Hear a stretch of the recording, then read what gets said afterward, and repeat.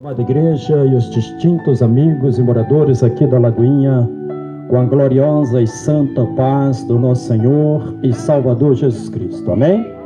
Louvado seja Deus.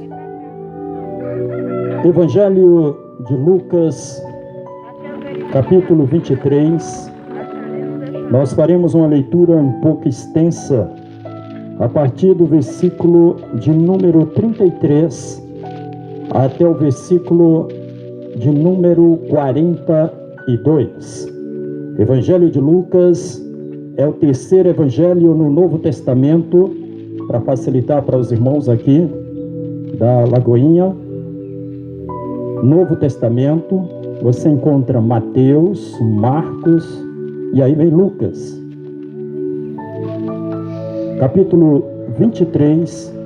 Nós vamos ler a partir do versículo 33 até o versículo de número 42. Aleluia! Eu estava questionando com o Senhor o porquê desta palavra. E Deus só foi usando os irmãos para falar. Foi na cruz. Foi o primeiro hino a ser cantado. Foi na cruz. E depois a irmã que nos antecedeu agora também falando da remissão dos pecados alcançado na cruz. E a palavra que Deus me deu para estar ministrando aos vossos corações, Lucas 23, a partir do versículo 33 está escrito: E quando chegaram ao lugar chamado a Caveira, ali o crucificaram, e aos malfeitores, um à direita e outro à esquerda. E dizia Jesus: Pai, perdoa-os, porque eles não sabem o que fazem. Aleluias. Versículo 35. E o povo estava olhando, e juntamente com eles também os príncipes zombavam dele, dizendo: Salvou aos outros, salve-se agora a si mesmo, se é o Cristo, o escolhido de Deus. E também os soldados o escarneciam, chegando-se a ele e apresentando-lhe vinagre, e dizendo: Se tu és o rei dos judeus, salva-te a ti mesmo. E também por cima dele estava um título escrito em letras gregas, romanas e hebraicas: Este é o rei dos judeus. E um dos malfeitores que estava pendurado blasfemava dele, dizendo: Se tu és o Cristo, salva-te ti mesmo e a nós. Respondendo, porém, o outro repreendia-o, dizendo: Tu nem ainda temes a Deus, estando na mesma condenação? E nós, na verdade, com justiça, porque recebemos o que os nossos feitos mereciam. Mas este nenhum mal fez. E disse a Jesus: Senhor, lembra-te de mim quando entrares no teu reino. Aleluia! E disse Jesus: Em verdade te digo que hoje estarás comigo no paraíso. Aleluias! As irmãs creem nesta palavra? Os irmãos aqui da Lagoinha creem nesta palavra? Aleluia! Se todos creem, vamos fazer o seguinte: vamos colocar a Bíblia sobre o banco. Você que está com a Bíblia, coloca sobre o banco, por favor.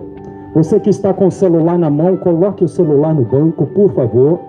E aproveitando que você está com as mãos livres, agora dê a melhor salva de palmas que você pode à palavra do Senhor.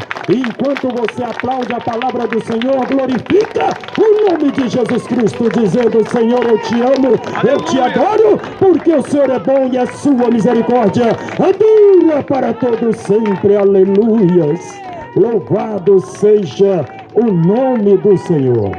Aleluias! Quem tem lugar pode se assentar, glorificando o nome santo de Jesus Cristo. Aleluias! Irmãos, nós estamos em um tempo em que a humanidade está preocupada, está angustiada, não está liberando perdão, está marcando as pessoas, retribuindo aquilo que as pessoas fazem de mal, as pessoas costumam retribuir. Agora tu imagina a situação de Jesus Cristo. Jesus Cristo, ele veio aqui para salvar você, para me salvar, para tirar toda a humanidade das garras de Satanás, para nos permitir voltar aos céus, porque o ser humano veio do céu. O ser humano veio do céu, apesar do teu corpo ser da terra, mas a tua alma e o teu espírito não. A tua alma e o teu espírito vieram do céu e para lá vai voltar, para prestar contas ao Todo-Poderoso de como tu andou aqui na terra. É por isso que a Bíblia diz que todo joelho dobrará e toda língua confessará diante de Jesus que Ele é o Rei dos Reis e o Senhor dos Senhores. Crendo ou não, o homem e a mulher um dia vai prestar contas a Deus de tudo que Ele fez nesta terra. Se foram boas ações, galardão, salvação. Mas se foi coisas ruins, lago de fogo e enxofre. É por isso, irmãos, que aqui nós estamos para falar para você do amor de Jesus Cristo. O amor de Jesus Cristo por você é tão grande, tão extraordinário, que Ele não titubeou, Ele não retrocedeu, Ele foi até o fim, porque Ele sabia que se Ele desistisse, nós estaríamos perdidos, porque não tem salvação se não for através de Jesus Cristo. Meu irmão, Jesus, Ele já havia cumprido os 3 anos e meio de ministério dele aqui na terra. Ele já havia feito coisas extraordinárias. Ele já havia expulsado o demônio da vida de pessoas. Ele já havia ministrado cura, libertação. Ele já havia feito coisas magníficas acontecer. E a multidão sempre o acompanhava para ver as coisas que Jesus podia fazer naquele instante. É assim também nos nossos dias. Quando Jesus usa os seus servos, as pessoas vêm, acompanham, recebem, são purificadas, são santificadas, são libertas e são inclusive curadas pelo poder que há no nome de Jesus. Mas nada disso tem serventia se eu não confessar o nome de Jesus, para que eu possa ir para a eternidade com Ele. E não foi diferente. Jesus havia então cumprido a sua missão e agora Ele está sendo condenado à morte de cruz. E Ele foi apanhado no Getsêmani e agora levado a Pilatos, de Pilatos a Herodes, mas não tinha nenhuma condenação sobre ele. E então aqueles homens que eram as autoridades máximas naquela oportunidade, diz para a população: por que querem matar este homem? Ele é justo, ele não fez nada de errado. Mas os líderes religiosos, que estavam com inveja, estavam com ciúmes de Jesus, por vê-lo fazer coisas grandes no meio da humanidade, pediram: crucifica, crucifica, porque eles não queriam que Jesus continuasse o seu ministério. E agora Jesus vai ser levado ao Monte Caveira, outra tradução vai dizer Gólgota, e ali Jesus vai ser pendurado naquela cruz, que era para mim e era para você, porque era para os pecadores. E ao lado de Jesus colocam-se 2 malfeitores, nesta tradução. Na outra vai dizer 2 assassinos. Em outra tradução vai dizer 2 ladrões. Não importa o quão pecadores eram aqueles homens.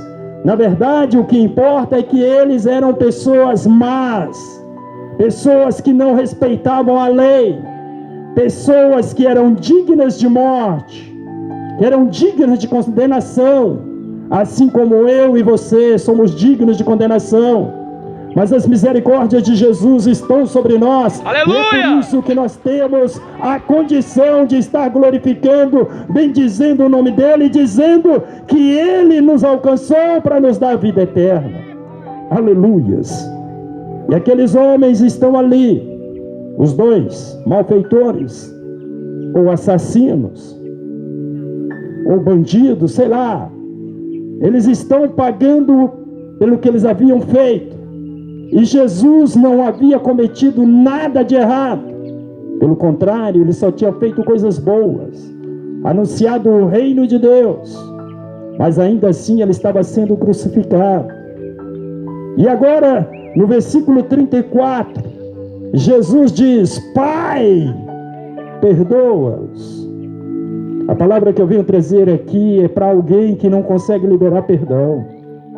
Jesus está dizendo que tem pessoas no nosso meio que precisa mudar o coração, precisa liberar perdão para aquela pessoa que te magoou, precisa entender que sem perdão não há salvação. Se tu quer ir para a eternidade, começa a perdoar aquele que está do teu lado. Aleluia! Porque Jesus, ele perdoou aqueles que estavam crucificando, aqueles que bateram o prego na mão dele, nos pés dele, chuncharam ele no lado direito com uma espada. E ainda assim ele diz: Pai, perdoa-os, porque eles não sabem o que fazem. Aleluias!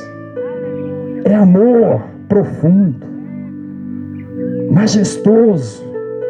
Mas nós temos dificuldade de perdoar, né?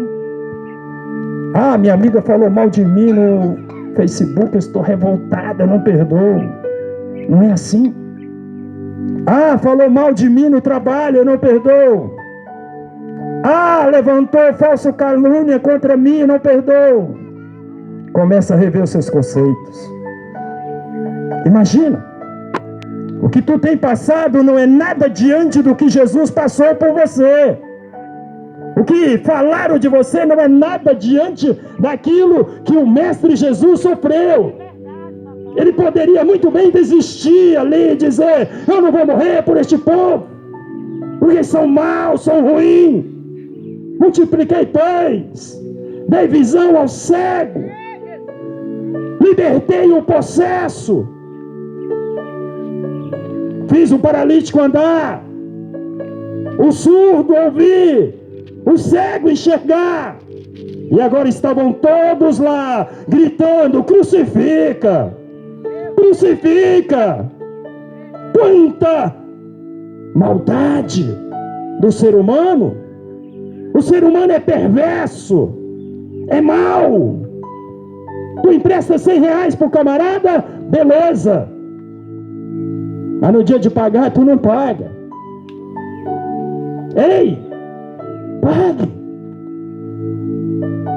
E se não tiver condição de pagar, faça ele, não tenho condição. Mas não seja ruim, não seja perverso. Nós estamos em um tempo em que a mãe não perdoa o filho, em que o filho não perdoa o pai e a mãe, em que os meninos querem ser mais do que os pais. Temos que mudar isso, essa cultura perversa, essa cultura do vale tudo, só não vale o reino de Deus. Quer ir para essa eternidade? Comece a liberar o perdão. Você que talvez esteja angustiado com alguém que ele fez algo que parece impossível de perdoar, perdoe. Por quê? Porque Jesus perdoou aqueles que estavam crucificando ele. Porque Jesus nos deu o exemplo. Porque Jesus foi até o fim, não desistiu. Ele poderia muito bem, irmã Cida, dizer: eu não vou continuar. Mas ele sabia que se ele desistisse ali, a humanidade estaria acabada, sem esperança, sem perspectiva. É por isso que nós precisamos permitir o Espírito Santo de Deus agir em nós. Ah, missionário, mas tu não sabe o que as pessoas fez para mim. Não sei, não quero saber. Mas você tem a condição de liberar o perdão para esta pessoa. Aleluias. Quer ser perdoado por Deus? Comece a perdoar as pessoas que têm te magoado. Quer ser perdoado por Jesus Cristo? Comece a liberar o perdão, para você alcançar a plenitude da glória de Deus na sua vida. Aleluia! E aí você vai poder andar de cabeça erguida, sem aquele peso na consciência. Porque quando você não libera o perdão, olha o que acontece.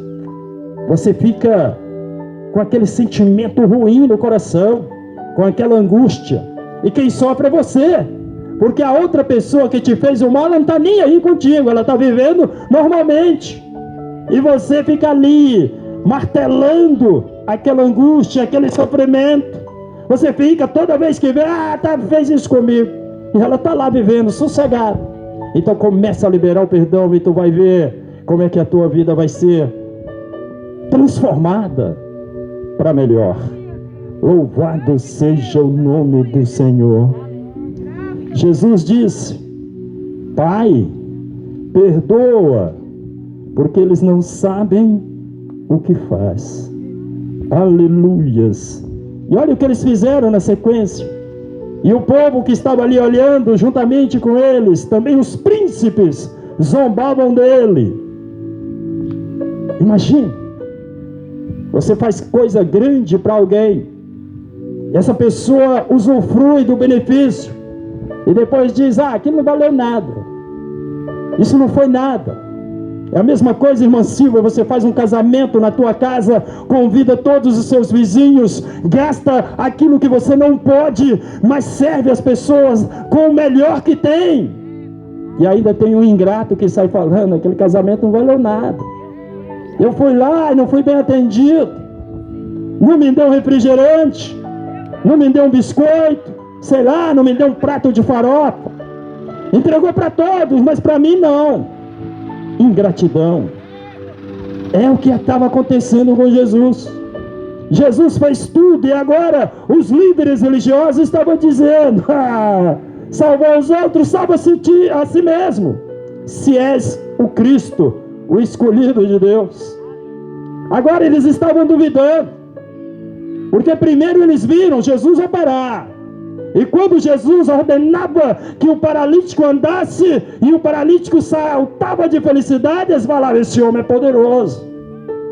Quando o cego chegou lá e clamou: Jesus, filho de Davi, tem misericórdia de mim. E Jesus perguntou: o que queres que eu te faça? Ele falou: Senhor, que eu tenha vista. Jesus: veja, a tua fé te salvou. Aleluia! Todos glorificaram. Glória ao nome do Mas Senhor. agora que Jesus estava ali de pendurado na cruz, eles duvidaram. Quantos de nós não agimos assim?